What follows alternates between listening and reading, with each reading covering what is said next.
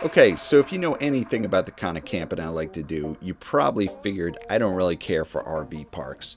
At least in my experience, most aren't very natural.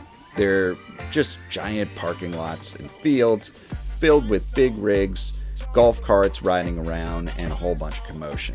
I mean, look, to each his own, but for a guy that likes overlanding and wilderness camping, that's just not really my cup of tea.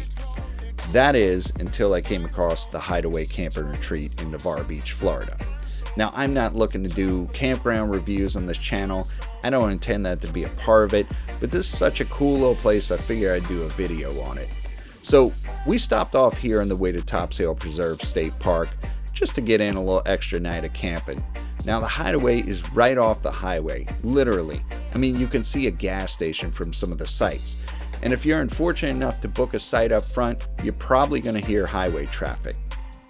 Despite that, this is a cool little place of shady trees and quiet sights. The Hideaway may be technically considered an RV park, but it doesn't refer to itself as one. Instead, it calls itself a boutique vintage camping experience. It's big on Instagrammy type photos.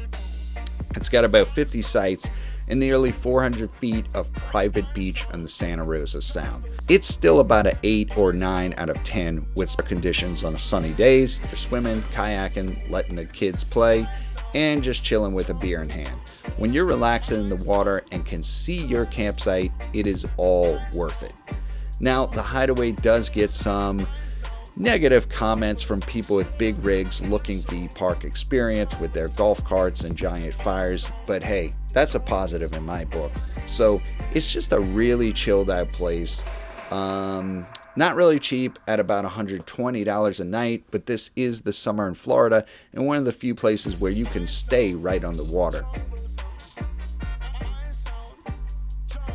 I was also lucky enough to meet Kenny from JK Overland Adventures. I get to check out his Bronco and his custom-made trailer. Look down the links below. I did a little walk around of his rig. Now, if you do want to head to the Gulf beaches, you're only about 10 minutes away from Navarre Beach, where there is a pretty amazing snorkeling reef and a turtle conservatory.